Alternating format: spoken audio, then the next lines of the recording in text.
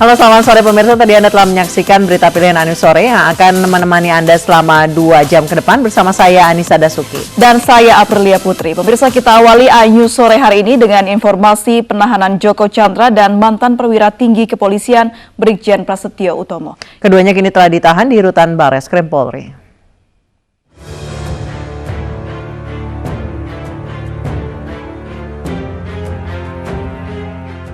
Terpidana korupsi hak tagih Bank Bali Joko Chandra resmi berstatus narapidana dan ditahan di rutan Bareskrim Mabes Polri Jakarta. Joko ditahan di Bareskrim Mabes Polri untuk memudahkan pemeriksaan kasus pelarian Joko yang diduga melibatkan sejumlah pihak. Penahanan di Bareskrim Mabes Polri ini bersifat sementara dan nantinya Joko Chandra akan dipindahkan ke rutan Salemba Jakarta. Tak hanya Joko Chandra, mantan pejabat Bareskrim Polri Brigjen Pol Prasetyo Utomo juga ditahan. Prasetyo yang kini berstatus tersangka diduga menerbitkan surat jalan untuk memuluskan pelarian Joko Chandra. Prasetyo dan Joko Chandra ditempatkan di sel berbeda. Bapak Presiden memerintahkan kepada Kapolri untuk segera mencari dan menangkap saudara Joko Chandra dimanapun berada dan menuntaskan kasus yang terjadi selama yang bersangkutan masuk. Atas perintah tersebut, Bapak Kapolri kemudian membentuk tim dipimpin oleh saya selaku Kabareskrim, Kadifopam, rekan-rekan dari Bareskrim untuk kemudian menindaklanjuti perintah tersebut. Hari ini pengacara Otto Hasibuan mengunjungi Joko Chandra di rutan Bareskrim Polri. Otto ditunjuk keluarga Joko Chandra untuk bertindak sebagai kuasa hukum. Keluarganya udah resmi, itu ada di situ menantunya, ya. Saya sudah diberikan surat kuasa dari keluarganya untuk bertemu dengan Pak Joko, ya. Nah, tentunya saya kan harus menentukan sikap. Pertama, saya harus menanyakan dulu kepada beliau apakah ada pengacara lain yang masih terikat dengan dia atau tidak. Itu kode etik kita. Nah, keluarganya mengatakan sih tidak, karena ada rekan saya, Anita, dulu kuasanya, tapi katanya untuk yang lain. Sedangkan ini kan kasus yang baru. Sementara itu, dalam unggahan di Twitter, Menko Polhukam Mahfud MD meminta penegak hukum menelisik siapapun yang terlibat dalam skandal Joko Chandra. Menurut Mahfud, hukuman Joko Chandra yang telah divonis 2 tahun penjara bisa saja lebih besar jika nantinya ditemukan unsur pidana lain. Tim Liputan iNews melaporkan.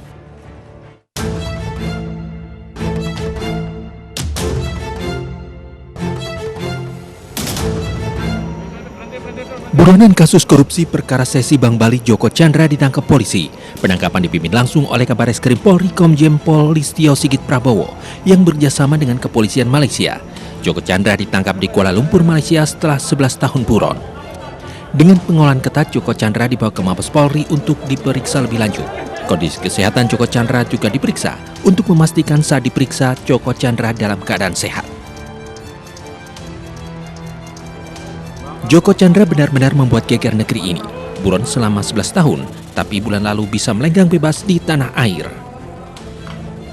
Di tahun 1999, Joko Chandra yang menjadi Direktur PT Era Giat Prima terjerat korupsi pengalihan piutang Bank Bali dan Bank Umum Nasional senilai 789 miliar. Dari pengalihan ini, Joko Chandra disebut mendapatkan keuntungan lebih dari 500 miliar rupiah. Joko Chandra sempat menjadi tahanan Kejaksaan Agung. Setahun kemudian PN Jakarta Selatan membebaskan Joko Chandra karena perbuatannya dianggap bukan pidana melainkan perdata. 21 September tahun 2000, Kejaksaan Agung mengajukan banding ke Mahkamah Agung yang kemudian ditolak setahun kemudian. 7 tahun kemudian di tahun 2008, Kejaksaan Agung mengajukan peninjauan kembali kasus Joko Chandra ke MA. Di tahun 2009, meski kemudian MA memutus bersalah dan menghukum Joko Chandra selama 2 tahun penjara, namun dirinya keburu kabur. Sejak itulah Kejaksaan Agung menerbitkan status buron bagi Joko Chandra.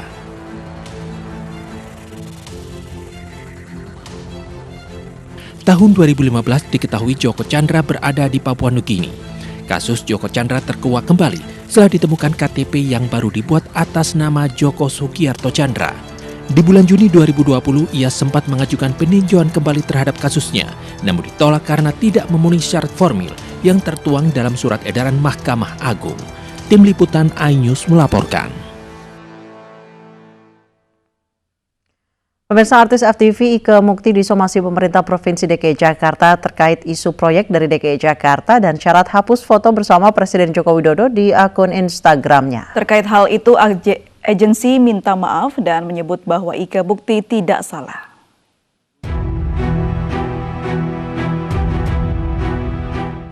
Pemerintah Provinsi DKI Jakarta melayangkan surat somasi pada Indah Kartika Mutiarawati alias Ike Mukti.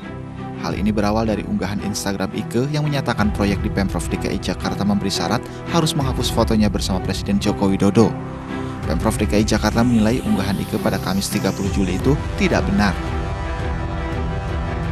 Dalam surat somasi Pemprov DKI Jakarta memberi waktu 2x24 jam terhitung sejak 31 Juli. Ike diminta untuk menjelaskan proyek apa yang dimaksud dan siapa penanggung jawabnya. Selain itu, Ike juga diminta menerangkan siapa yang meminta menghapus fotonya bersama Presiden Jokowi dan bukti komunikasi terkait dugaan instruksi tersebut. Terkait kekisruhan ini, agensi Marantika meminta maaf kepada Pemprov DKI Jakarta.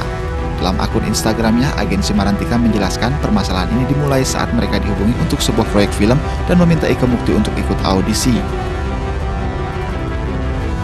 Marantika juga menjelaskan kesalahan karena agensi menganggap bahwa proyek tersebut milik Pemprov DKI Jakarta karena mengambil latar Jakarta. Marantika juga menyebut bahwa Ike Mukti tidak salah. Ike memperoleh informasi yang salah dari pihak agensi. Selain minta maaf, Marantika juga mendoakan agar film pendek tetap terlaksana. Tim Liputan iNews melaporkan. Seekor sapi kurban di Kuningan, Jawa Barat mengamuk dan merusak 4 sepeda motor. Sapi dapat dijinakkan setelah belasan warga membantu panitia kurban.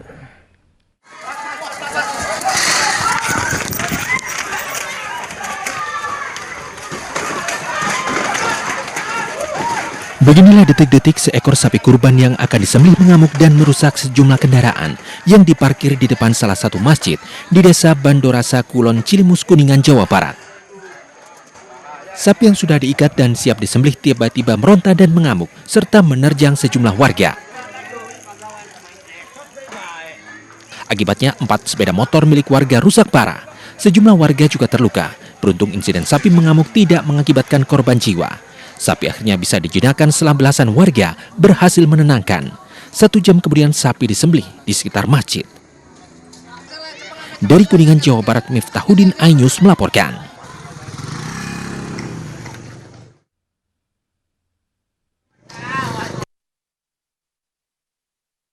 Kurban di Blitar, Jawa Timur lepas dan mengamuk. Sapi ini berlari ke tengah jalan, kemudian menyerang sejumlah anggota polisi dan warga hingga terluka. Aksi sapi ini pun viral di media sosial. Mulanya sapi hendak diantar menuju masjid untuk disembelih. Namun saat diangkut ke mobil bak terbuka, sapi kabur dan berlari ke jalan raya serta rumah makan. Karena sulit dikejar, polisi terpaksa menembak sapi ini. Mengabrak-abrik anggota kami sehingga menerobos kerumunan anggota yang ada di sini, akhirnya masuk ke rumah makan ini, sehingga kami melakukan atas persetujuan pemilik sehingga tidak terjadi kemungkinan ada korban lagi. Atas persetujuan pemilik kami tembak dengan mematikan sehingga sapi akhirnya disembelih di dekat rumah makan.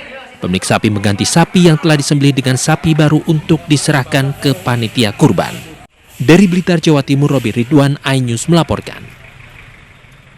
Ratusan warga di Grobogan, Jawa Tengah berdesakan untuk meminta bagian daging kurban dan mengabaikan protokol kesehatan. Mayoritas warga yang tidak memiliki kupon memaksa panitia membagikan daging kurban. Padahal belum semua warga yang mendapat kupon mengambil jatah daging.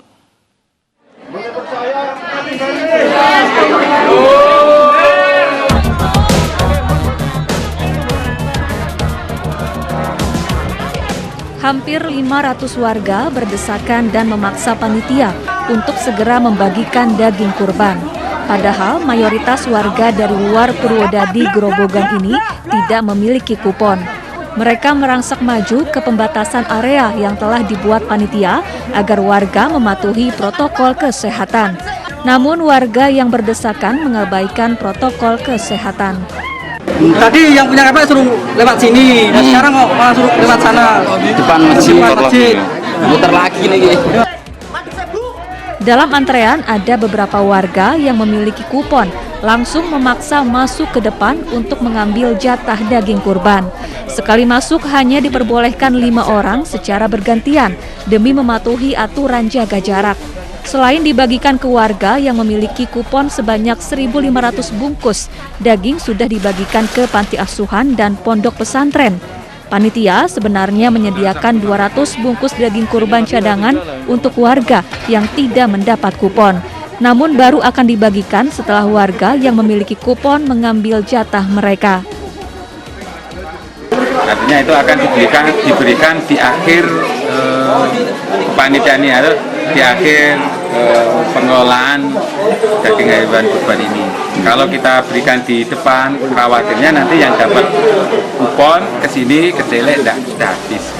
Dalam penyembelihan hewan kurban tahun ini, Panitia Kurban Masjid Baitur Rahman Purwodadi Grobogan, Jawa Tengah menyembelih 7 ekor sapi dan 4 ekor kambing.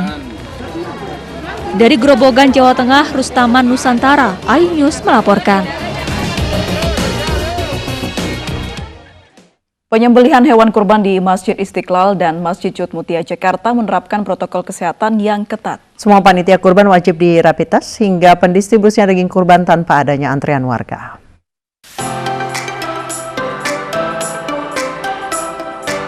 Masjid Istiqlal Jakarta Pusat mulai menyembelih hewan kurban sejak Sabtu pagi.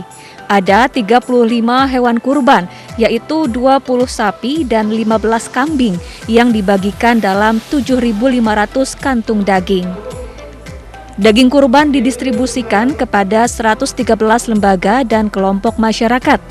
Hewan kurban yang disembelih di Masjid Istiqlal diantaranya atas nama Presiden Joko Widodo, Wakil Presiden Ma'ruf Amin, Kapolri Jenderal Idham Aziz, Gubernur DKI Jakarta Anies Baswedan, dan Presiden kelima Republik Indonesia Megawati Soekarno Putri.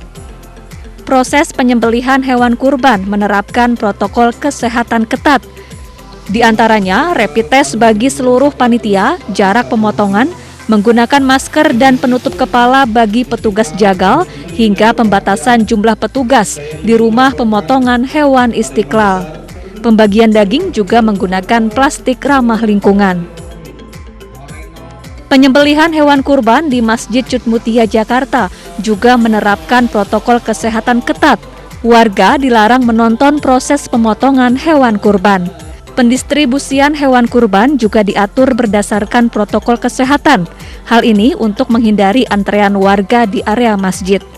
Sebanyak 16 sapi dan 46 kambing dikurbankan di Masjid Cut Mutia. Setidaknya 2.000 kantong daging disalurkan ke warga yang berada di Jakarta Pusat dan perbatasan Jakarta Selatan. Dari Jakarta, tim liputan iNews melaporkan.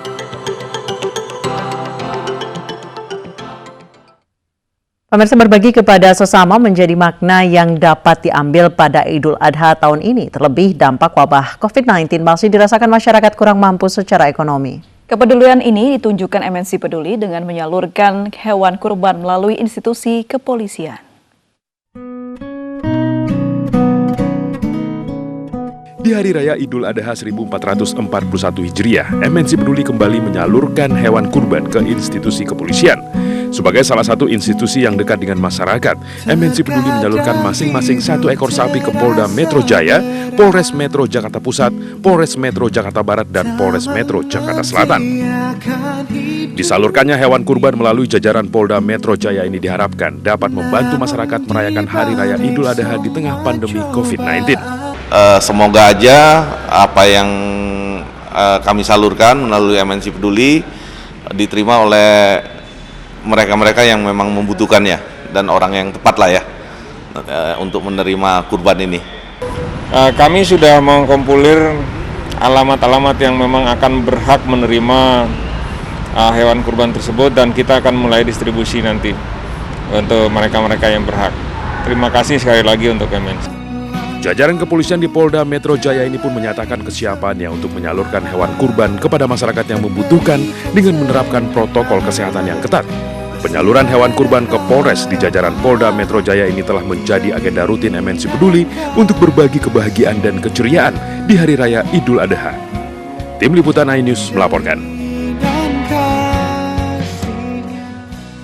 Masih dalam suasana Idul Adha, bakal calon wali kota Solo Gibran Rakabuming Raka bersilaturahmi dengan kader DPC PDI Perjuangan. Informasi selengkapnya akan kami hadirkan usai jeda berikut, tetap di iNews Sore.